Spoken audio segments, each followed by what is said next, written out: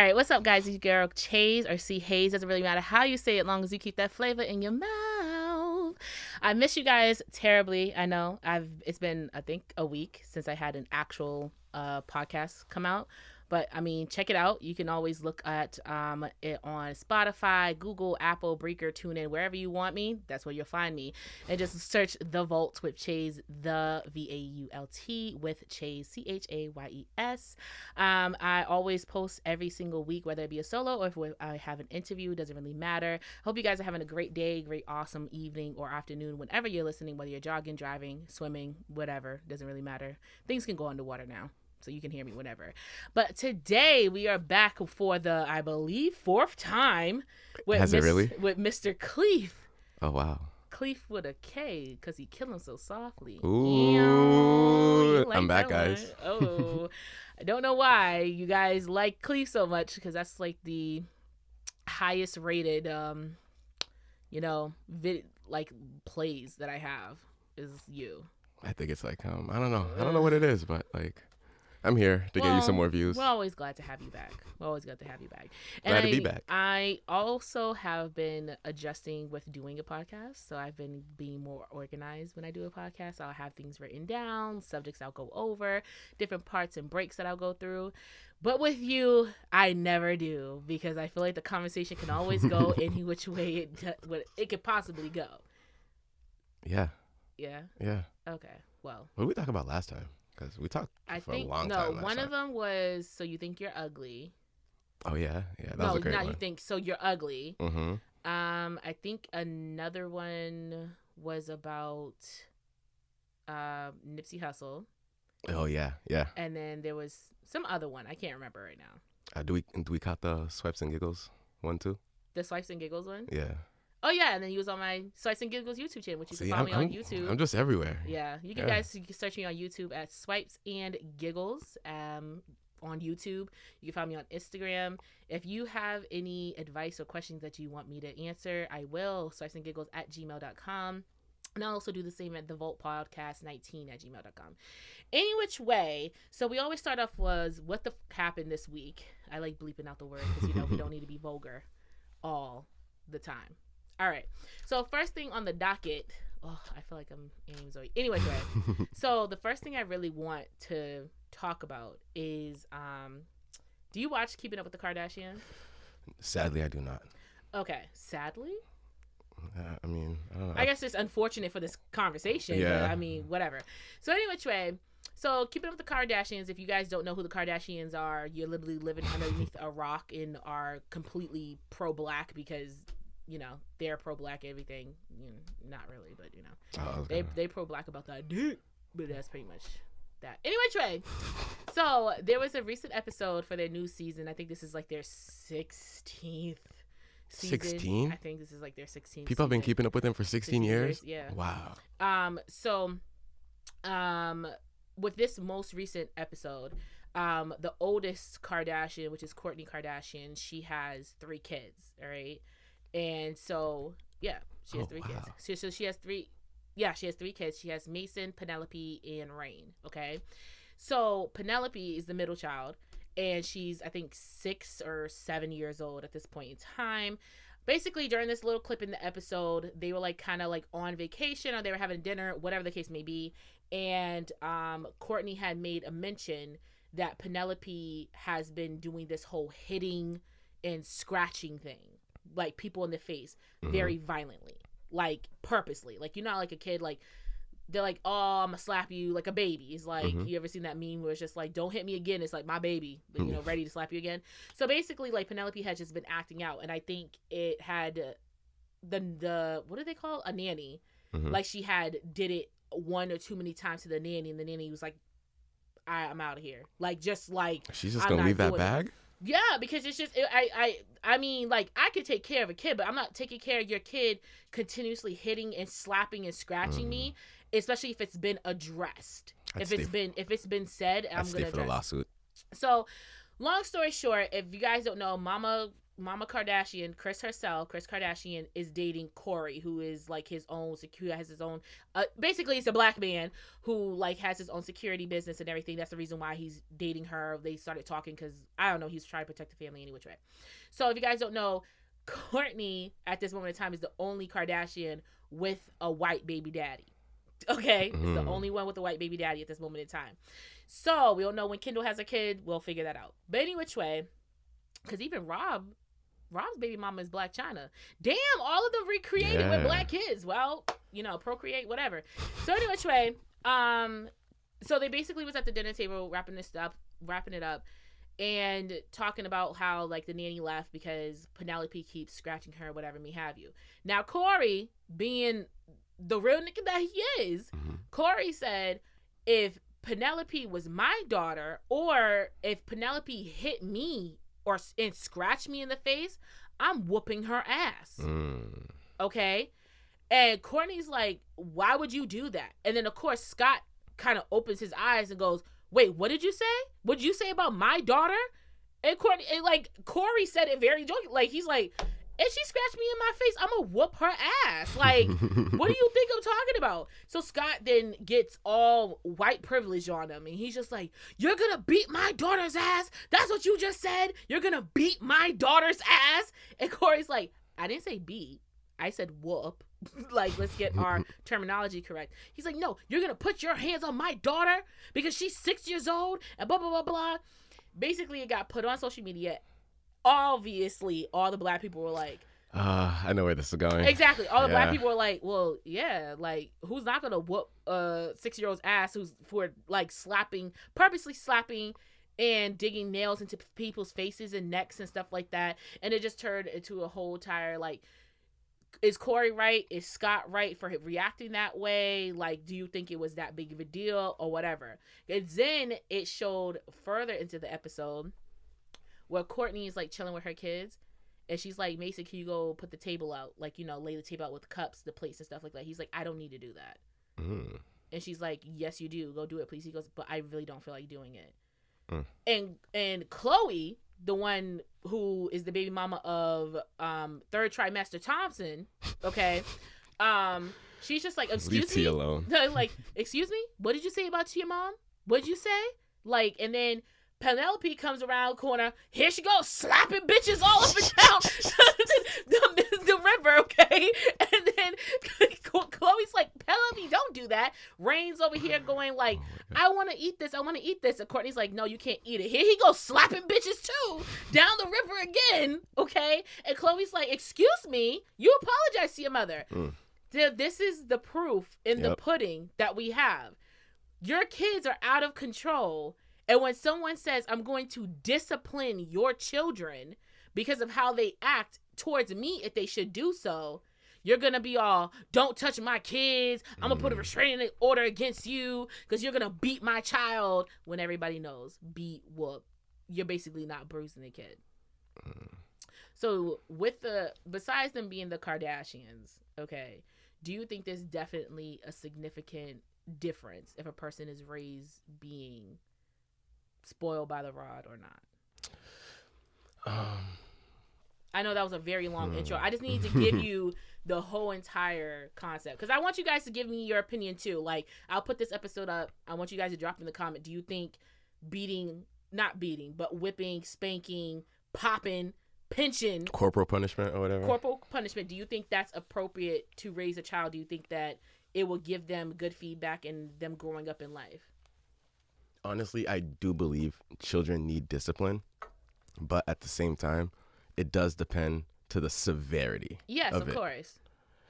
What if it's just like a simple like belt, like belted ass?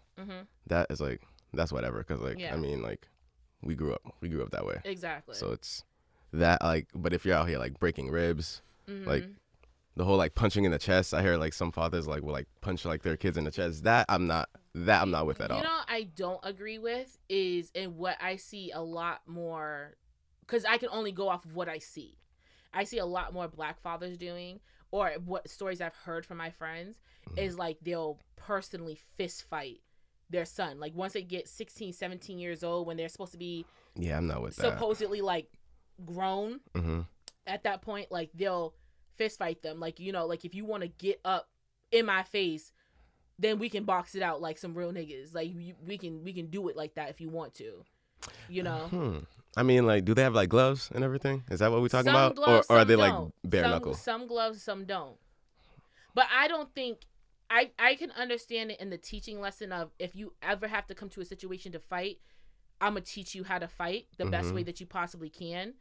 But also if you're doing it in the way of you disrespected me or you talked to me crazy, now me and you about to fight the square ones, I don't think that's very like I don't think that's productive, because like at that point, what are you teaching necessarily?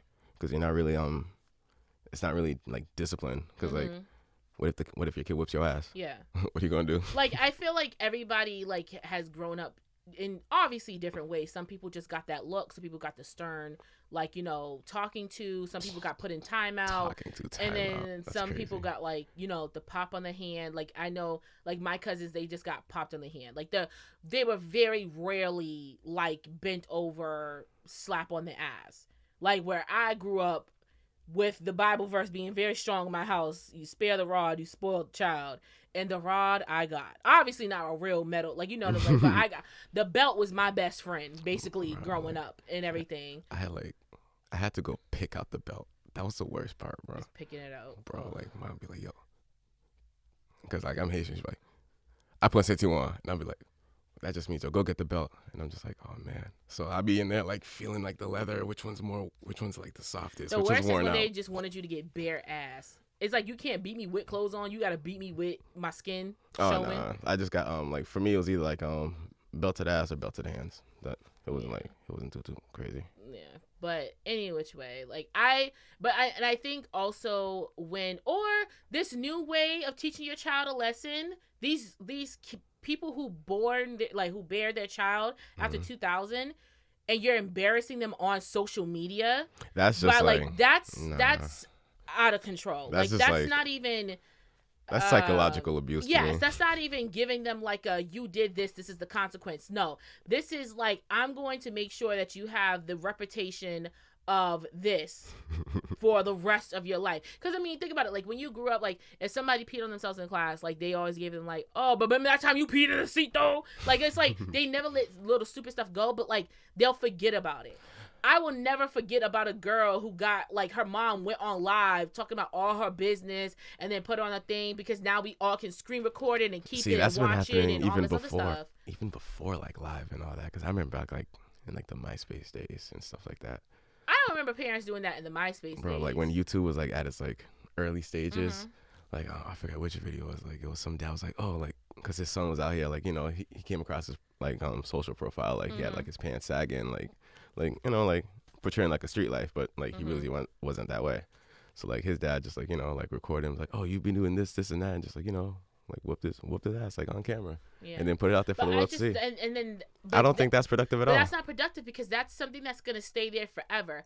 I can escape being 10 years old and my mom came up to the school and basically like dragged me out to school, or she came and like people heard like I got in trouble, or I can escape 10-year-old 11-year-old shit. I can escape 16-year-old embarrassment. I can escape that because I've grown out of it. There's really no video or proof. It's just memory and photographic proof, and then, like we can all laugh about it now because that's just in the past, and like we're kind of, if we don't have kids, we're kind of like raising them already like that, so it's like you're repeating the cycle again. But regardless of the fact, we can look back at it and we can be like, yeah, I mean that was pretty stupid for me to do. I could have just did boom boom boom and called it a day. This shit is on the internet forever. Like you can your kids are gonna see that. Like you can Google this stuff. You can see all this stuff. Like you can bring this back at any point in time. You know what I'm saying? So it's like this isn't like something that just is one time and then that's it. Like I'm gonna be out there known as this person forever. There's gonna be proof of my mother calling me a hoe, a whore, a dirty sled, or talking about me. Wait, there was a mom who did that? Yes. Why? She was just like, they ain't met kids. They're whores. They're whores. They want to talk to these grown men and this, that, and the third. Like, yeah. Was this a black mom? Yeah, and that's what's worse is all these moms are black.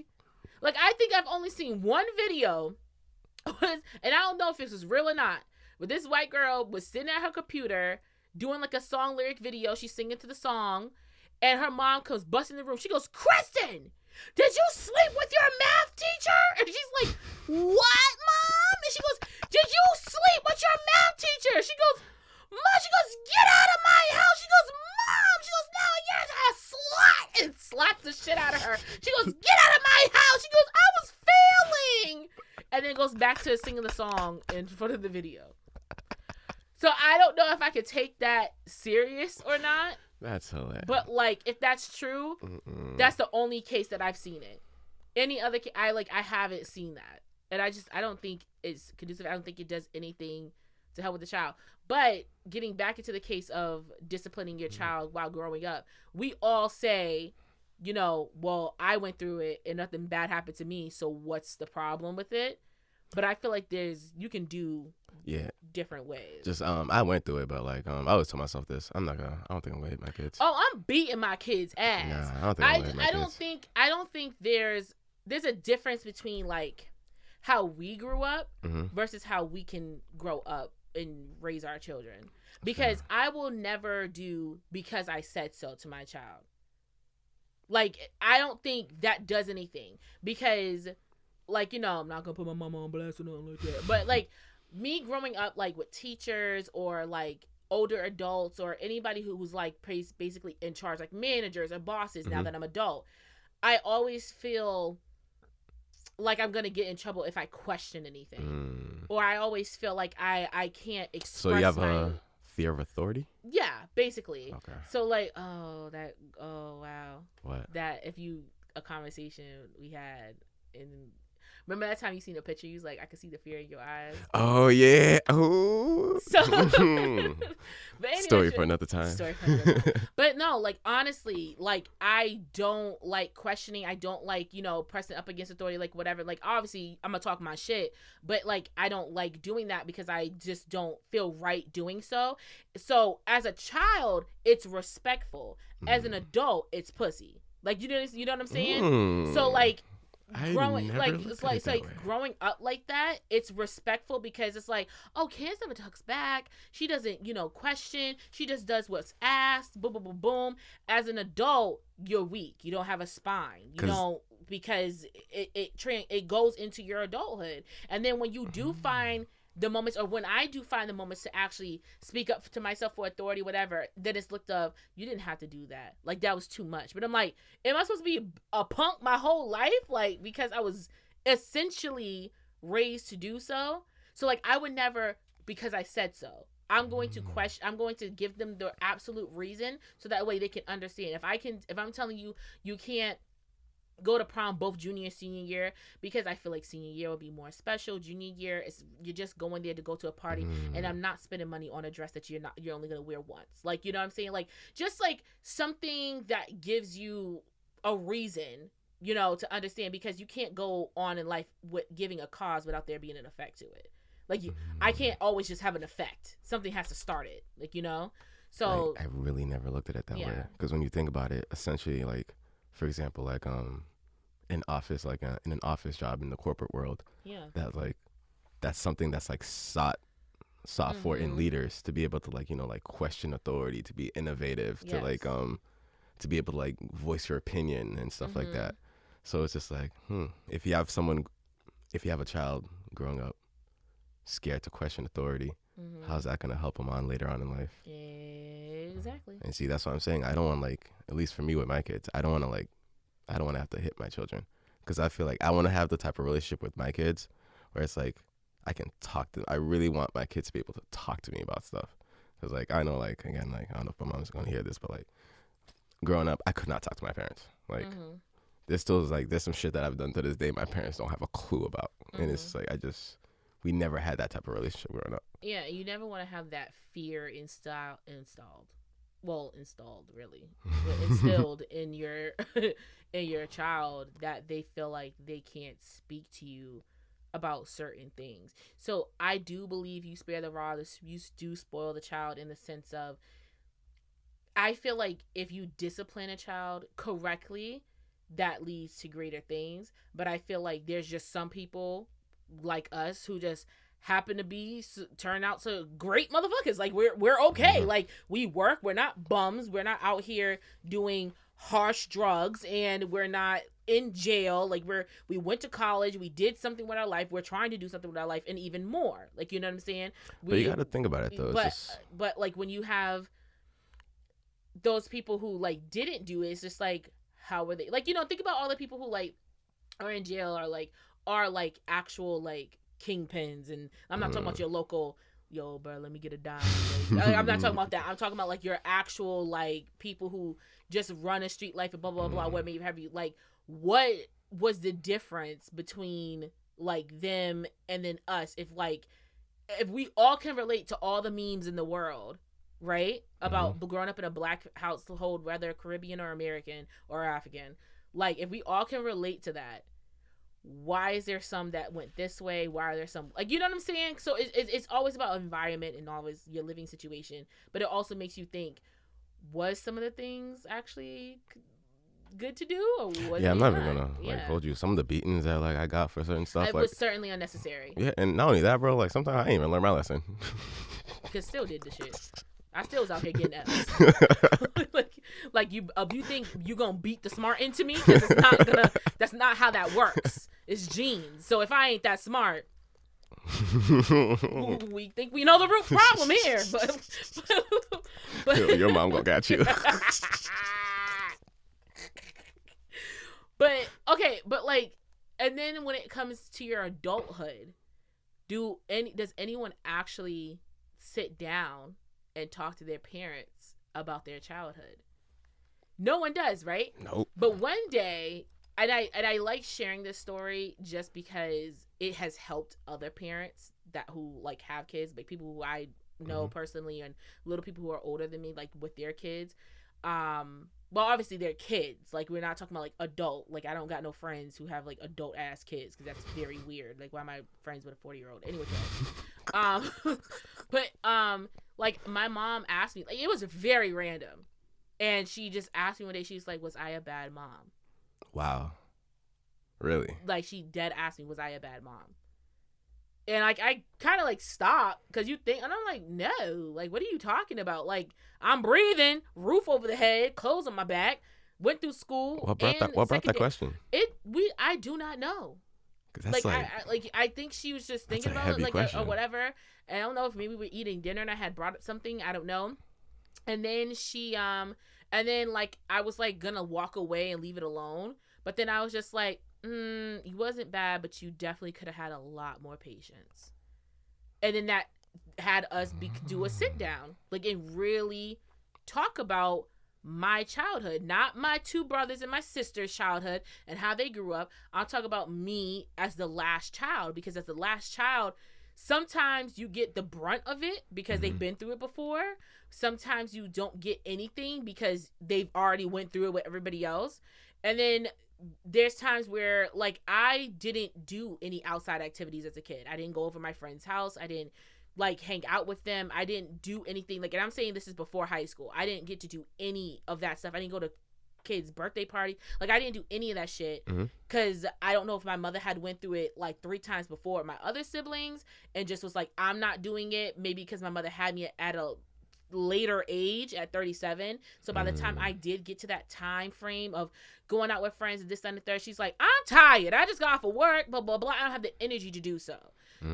There's a lot of different elements that could have been put into it why I didn't have the most productive or great childhood that I think I could have had more than what I did, right? So it was a real good sit down conversation of like, I think you could have been more patient this way. Some of the stuff that you said to me, I don't forget. Some of the things that were done, I don't forget. Me not being able to hang out with my friends like a normal 10-year-old, like, you know, who, like, it's just like, oh, can we go to the birthday party? Like, you can just drop me off, or you can hang out with the other parents. Like, you know how it feels to know, like, my friends' parents all know each other when they see each other. It's like, hey, how you doing? Like, go, whatever. And my mother's, like, not there. And they're like, oh, how's your mom? I'm like, oh, she's good. You know, because I just started hanging out with people that I've known since I was 10 or 8, like 8, 10, 9, like 11 years old, like within this past 6 years. So none of them really, like, they know my mom, but they don't really know my mom. They only know her by, like, the stories I tell. Or, like, seeing her, or just being like, hey, how you doing? And then that's pretty much it. I still haven't met Mama Chayes yet. I was going to ask you to come in, but she was, like, painting and stuff, and you know how moms... I'm trying to get her painting for real. You know how moms, like, are, like, I have to look beautiful. I have to look this way for people to see me. You know how moms are. She's a black queen. She's always going to be beautiful. She is. But, like, that conversation definitely helped in the relationship.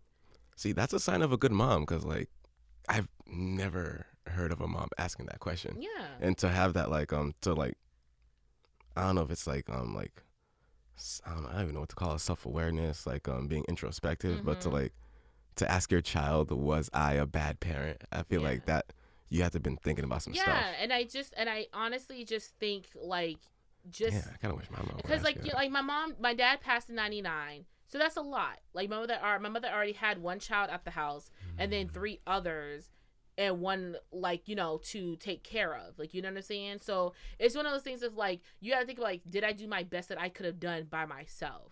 Like, you know? So then when you get to this point when all your kids are adults and stuff, and everybody gloats about how great your children are, obviously you did a really good job. But it's like, it doesn't matter what other people think of my children. What do my children think about me? No, yeah, like, you know, like, what's that connection like? And we had, like, a really good, productive conversation on, like, my childhood, you know? And she's just like, at the end of it, she's like, well, I'm sorry if I couldn't have been the best that I could have done for you. Honestly, that's, like, I feel like, honestly, if I were to have a conversation like that with my mom, I feel like that would bring us to, like, such a, like, greater understanding. Do you think you could possibly have a conversation like that? To be completely honest, at this stage in my life where, like, and where our relationship is, I don't believe we can ever have that conversation. But you would hope to have something on this. I think every child hopes to have some type of open conversation with their parent.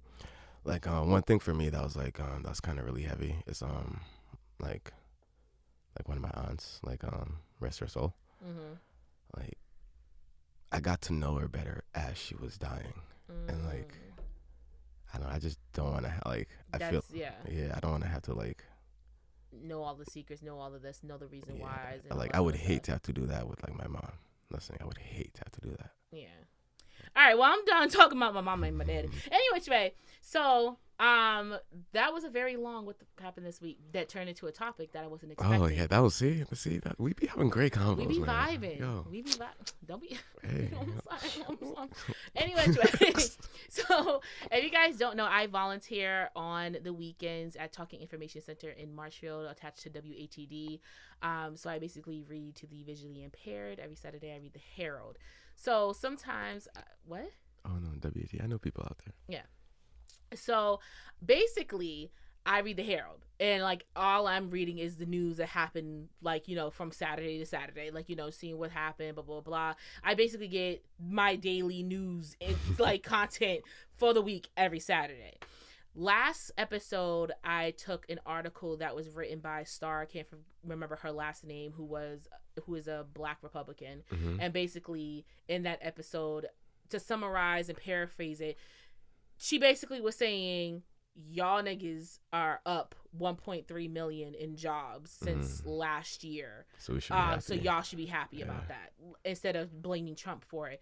Even though what the last successor's work was, it trickles down into the new, you know. So you can say, well, Obama, but because of Obama, this is the reason why we're our employment rate is at the lowest that it's been. I think right now it's at 5.5%.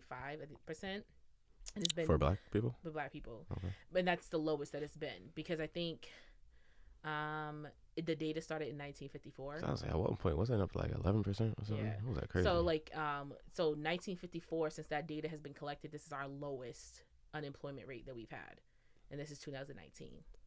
So today's excerpt from the Herald, okay. This had me laughing. Okay, so basically it did a survey of the top 10 cities. Top 10 what? Top 10 cities in the United States. Okay? Oh, wait, what are these? Okay. And basically, it was conducted by the Big Seven Travel, and it asked its social audience of 1.5 million people, what are the best cities in America in 2019? Oh, I feel like it's about to be some bullshit, but let's go. Okay, so here was the criteria: friendliness of city residents, transportation system, food and drink scene, arts and culture, entertainment options and shopping, and the desirability to live and or visit. Oh, this list about to be some booty. So we rated 8. We 8? We 8. So we in the top 10? We are in the top 10. Okay. Now, the ones who beat us, and the way this person, who actually wrote this, because the way they wrote it had me dying. Read it in reverse order. Read it in reverse order. Okay. Okay.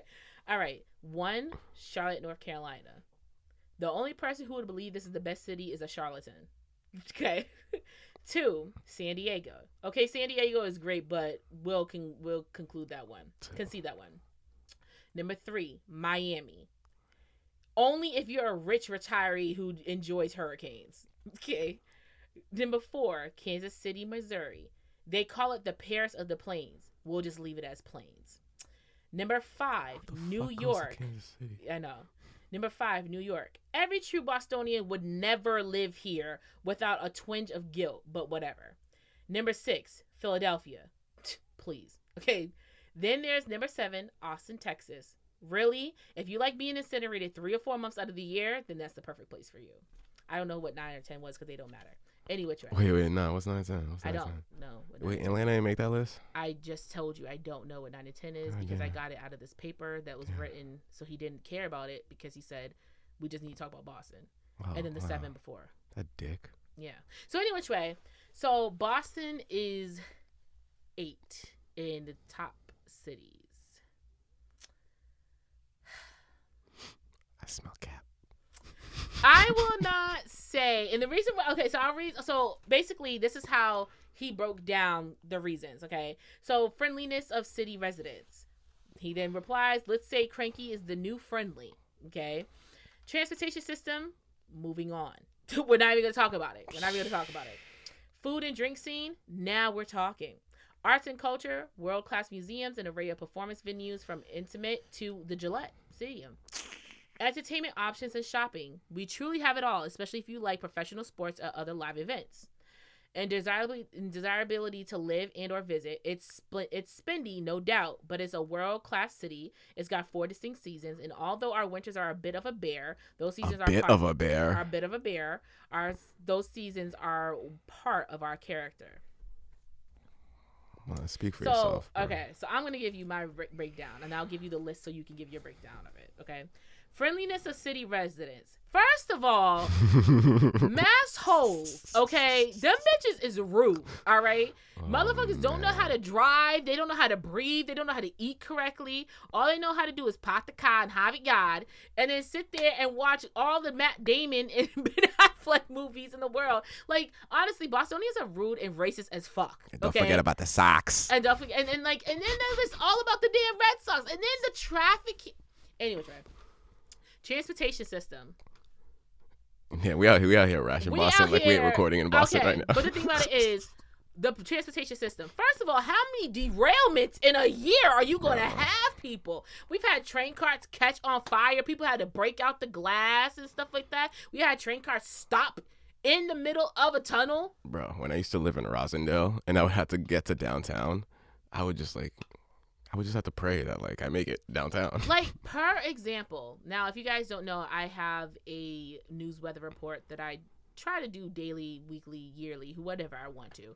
And so I put on a news report and I always bring it back to Bob because I gotta take Bob. Bob has been around since 2012, guys, and I'm never letting him go. Any which way, today's traffic report was honestly out of control. Like, none of them bitches knew how to drive, at all. Let me see if I can actually play it because that shit was kind of funny. I'm not gonna front. I laughed a little bit. I chuckled. Did you chuckle? Yeah. Because that sounds like a bitch ass person hating. Oh, word? And I was just like, ha ha. Afternoon, let's Janice Hayes here with your daily traffic update. Bitch, where the fuck is everybody going? Because I don't understand this shit. Why everybody ain't goddamn on the motherfucking road today? It is only 12 p.m. on a Saturday. Where the fuck are you bitches going? There's no more parades. Back to you, Bob. You gotta bring it back to Bob. Bro, your road rage is legendary. Bro, because literally I was on Route 3. So I was in Marshfield, all right, coming home. Now on See, that's where you fucked up. You were on Route 3. Okay, on a Saturday, going towards Plymouth in like Marshfield, that makes sense because everybody's going to the beach, whatever. It ain't beach weather no more, homie, right? So I'm coming, but I'm coming home. Now, usually I do come home with a little bit of traffic, but it usually stays on Route 3. Once this goes from 2 lanes to 3, it's pretty smooth sailing riding home from there. No problem. I take 25 to 30 minutes to get home. It took me an hour and a half to get home today. Literally, I get off Route 3, I hit 93. That bitch is fucking crazy. And I'm like, what the fuck? I never went over 30 miles per hour in an hour and a half. Nah, stop in an hour and a half, I never went over 30 miles per hour. Stop. I literally was about to cut people off. And then I was like, I'm going to get off exit 6. So I'm going to go through Braintree to get home. No, there was no accidents. Because when I looked further up the road of 93 South, it was craziness. It looked like it was 5 o'clock on a Monday. Because then I was like, I can't get to 24 like this. So I got off at exit 6 at Braintree. And I was like, I'll just take the back roads home. Why do I get to the main street in Randolph and literally these dumbasses, because like if you have like a T cross section, whatever, like if the light's green, okay, and there's a second light, like maybe like, let's say, I know exactly what you're talking about now. 300, 400 feet later, okay, right? And you have that other light. If you see, oh, wait, I'm going to block the traffic going across if I continue to drive in that lane. Let me just stop, see if that light turns, and then if it does by the time the lane crosses, then I'll go. No, these fucking dumbasses decided to just keep driving and block the street. So now you have this whole side block while these 2 lanes are trying to go across the street.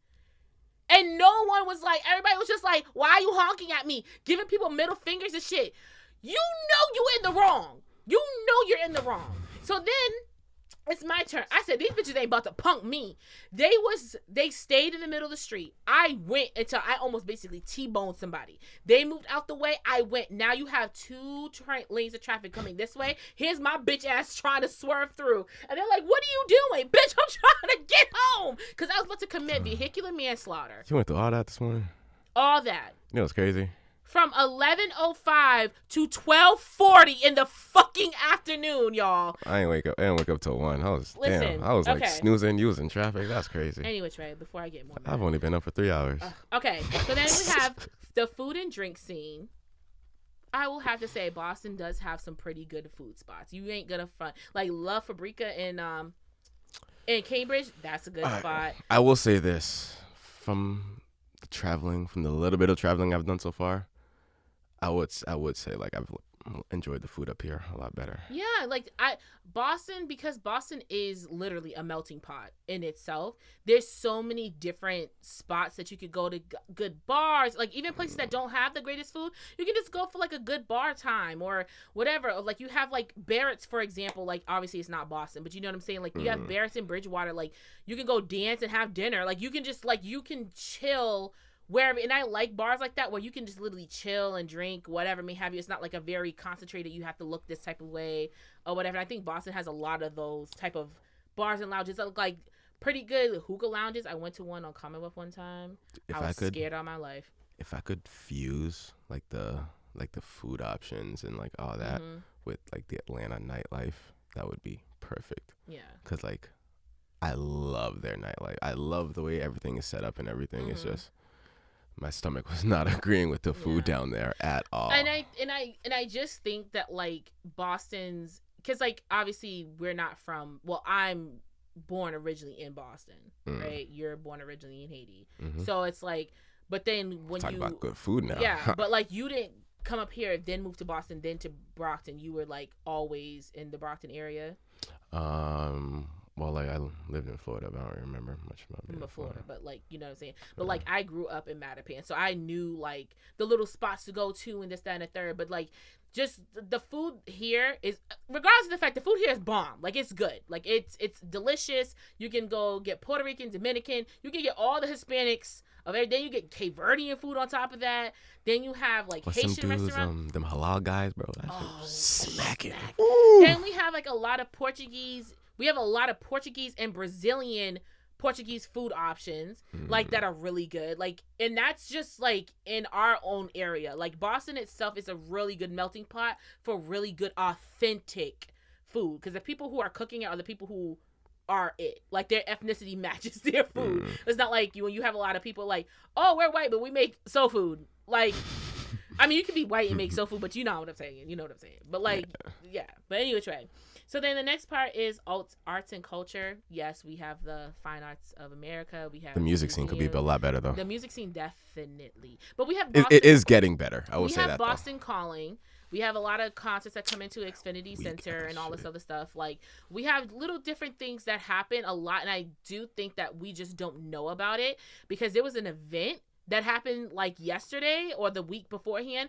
I had no idea that shit happened. When people with that Seaport thingy? I think it was the Seaport thing. Like, yeah. I had no idea that shit was happening. It looked lit. And I'm looking at the pictures and I'm like, when did this happen? Yeah, all like the DJs and stuff were there. And I think like we have a lot of stuff that happens all the time. Wait, maybe we're just losers. We probably are we're the just losers. Uninformed. But I'm just saying, like we have the Ebony Gala that happens here every November. But like, it's just like we have a lot of stuff that happens here, but the word of it getting around might not be as great.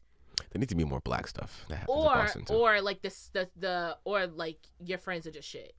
Like, oh, I found this event I think would be really good to go to, and everybody's like, that sounds like a dub. And then like you see the pictures afterwards, like, oh, that shit actually look kind of lit, like, you know. But but we do have a lot of beautiful museums. We have a lot of history here, like, you know, we have a lot of statues here and there, like, you know, like Commonwealth. We have it all basically. Entertainment options and shopping. Shopping, I would say. There's options, yeah. I mean, I guess but you can shop anywhere. If you want to call Newbury Street the shopping center of Massachusetts, then yeah, sure, like anywhere, whatever. Or Boston, sure. But I'm not buying shit on Newbury Street, because the shit on Newbury Street literally makes no sense for me to have it.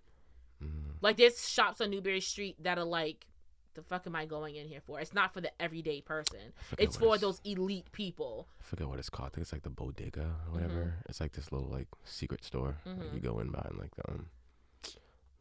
through like a vending machine door, and then you're just bang. You're in like a little store. But like the clothes there are like dumb expensive. I looked at a hoodie that was like $500. But like we do have Gillette. But like if we're talking about Boston, we have to keep it Boston, because we can't talk about Gillette and that's Foxborough. Like, you know what I'm saying? But like, in the Boston area, there's a lot of different, you have TD Garden, you have this, you have that, you have like a lot of different stuff that you can definitely do and go to and venture around. I forgot what it's called, the Pavilion place? Yeah, like you have like, there's like been to some concerts there. It's yeah, nice. like there's some, like you have Lansdowne Street, that's like nothing but bars. Then you have what is it, Lucky Strike right there, and then it has like Tequila Rain, the bar that's attached to it. Like, there's a lot of little good spots in Boston if you know about it. I just wished they were open later. That's my one issue with Boston. Yeah, but I think, honestly, for Boston, 2:00 really does need to be the cutoff time, because people, I guess if you're used to a longer lifestyle, like if you grew up in like New York, for example, city that never sleeps, the people, I'm not going to say anybody knows how to act appropriately anywhere, but you don't have to be like, all right, guys, it's getting late, let's go somewhere. I feel like in New York, like, you know what I'm saying? But if you're talking about Boston, it hits 1:40. I'm like, y'all, we need to get to our cars, because people don't know how to act after a certain amount of time. Yeah, 1:40, people lining up their cheeks too and everything. Bro, we don't know how to act up. People be like, oh, I feel like killing somebody today. For what? Why at 1:40 in the morning? Like at 12? Yeah, at 12 a.m. you was good, but at 1:40 now it's a problem. Hands up, don't shoot. Like, it's so that's what I'm saying. Like, there's a certain time length where you don't need to be nowhere. Okay, like I was driving somewhere the other night, And I seen this girl walking, and I was just like, oh, I pray she makes it home safe. And it was only like 11:30. I was just like, oh. Nah, see, that should be like, I don't know, bro. Like, I just hope she makes it home safe, because it's just like. I hope she was strapped. Me too. Well, anyway. Then the desirability to live and/or visit. Now, here's my problem. This bitch is expensive. Nah, but people be visiting. People be visiting. It's expensive as fuck to live in Boston. When I used to work downtown, and lunches, I like, Quincy Market, the area. I'm like, oh, some of the food there it's pretty good. But yo, the fucking tourists, that shit used to piss me off. Like from here to Drake or like whatever that other Ashland or whatever, it's like an hour and something drive, right? Mm-hmm. But it's cheap as fuck to live out there. But it's also very whitewashed to live out there too. But I would take my life to live in Drake to work in Boston, because it would be so much cheaper than to actually try to live in Boston. It is getting worse and worse, because you know why? Massachusetts wants to have the best fucking education out here in this system, right? That means people from out of state and out of the country want to come to this bitch to go to school, right?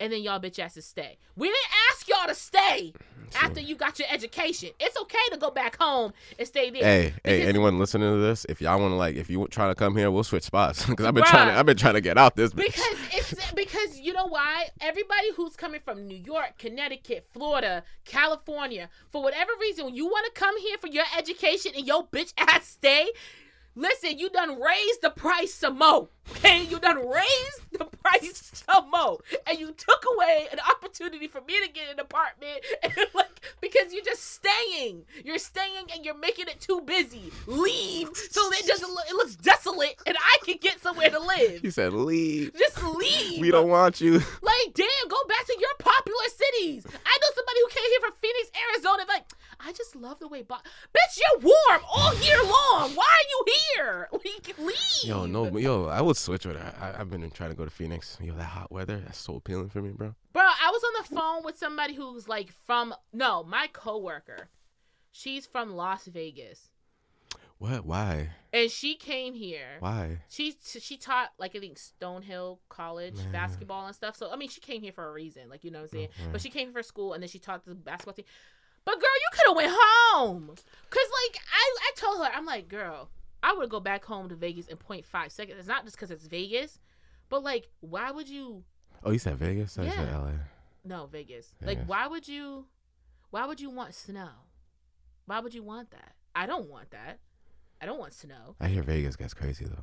And I'm sure it doesn't get dangerous. I feel everywhere is dangerous. But, like, North Carolina, for example, like, my sister lives in North Carolina.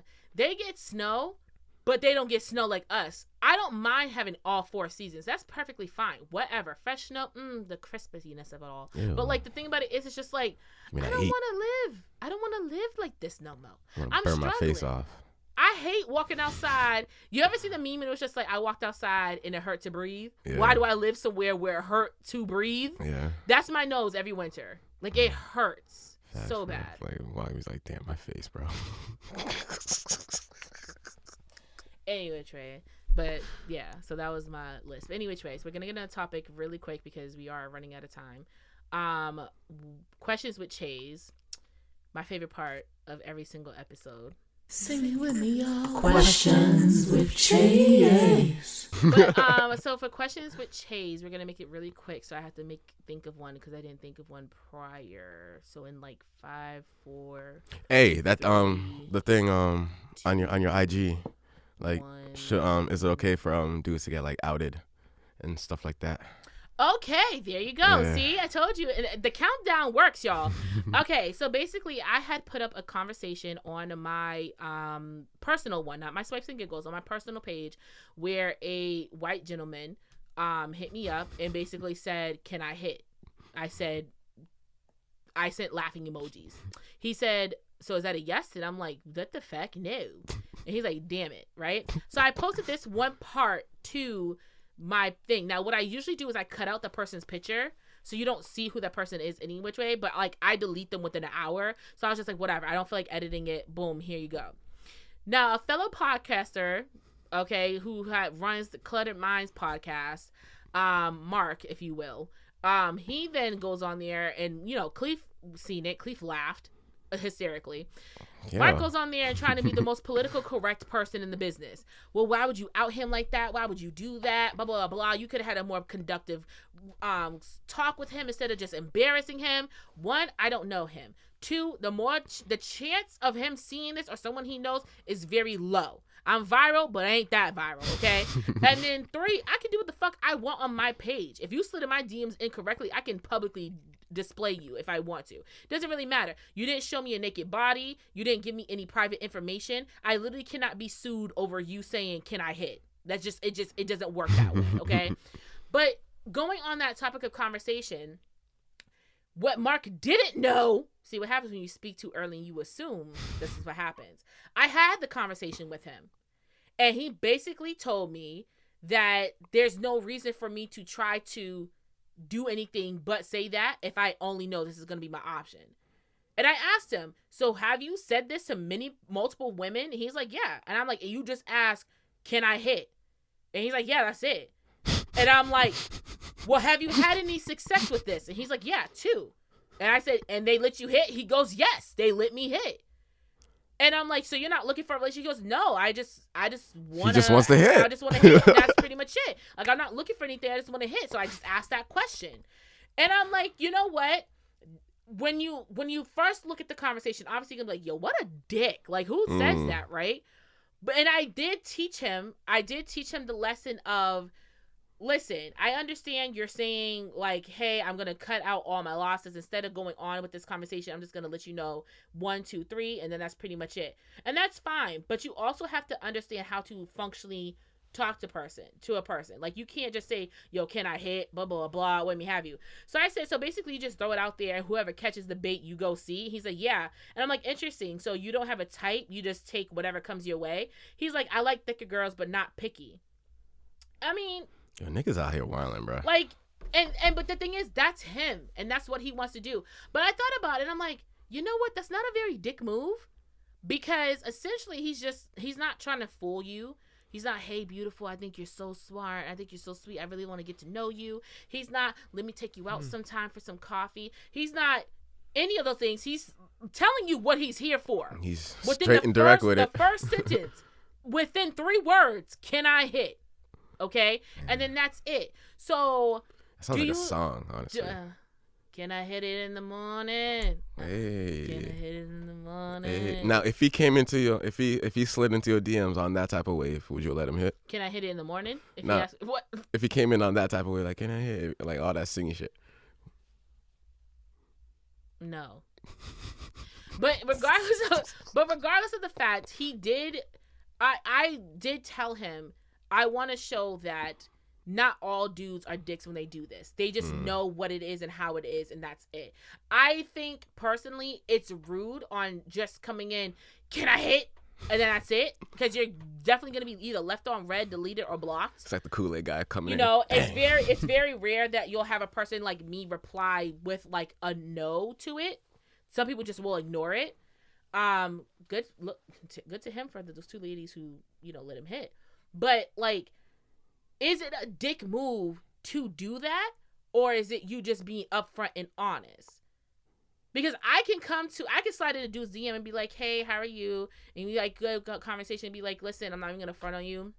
I think you're a very attractive person. I'm not really looking for a relationship. I would like to have dick in me. But, like, you know, let me see what that mouth do. Like, you know what I'm saying? Obviously, I wouldn't say what that mouth do, but, you know, I like to have sexual relations with you. Sexual intercourse. Bang. Fucking. Whatever you want to use, like, I would like to do these things. If you don't fuck with it, I appreciate it, but I just want to let you know what I was here for. I think that is greatly appreciated and appropriate because that was so proper. It's proper, but at least you gave me an introduction. Hey, how your mama doing? Can I fuck? Like, and then that's pretty much it. If you say no afterwards, I can't hate on you for saying it. You can't hate on me for saying it. Like, now, any other dude that probably would have did this and I said no would have been like, yo, why? Why are you being this? But he just said, damn, okay. And walked away from the situation. He threw his line. I didn't catch the bait. He threw that bitch back. Like, nah, but when you posted it, like, I was just like dying, bro. Because dude, you were just like, the laughing emoji. He was like, So is that a yes? You're like, the fuck no. And the nigga really was like, damn. I was like, bro, you thought it was gonna work? But it worked for 2 bitches. That's good. Yeah, I wonder what the student percentage is. Oh wait, what? Are you daydreaming, deadass? So I got this. I got this. No, it's I got. okay. No, I'm It's sorry. alright. No, It's alright. she walked in. I got distracted. No, My fault. No. Delete all that. Delete it all. Thank you guys so much for coming on my podcast. Thank you for listening to me during this time with Mr. Kleef himself. Hey. Appreciate you for coming on the show once I'll again. be back. We'll see, because obviously you can't pay attention for shit.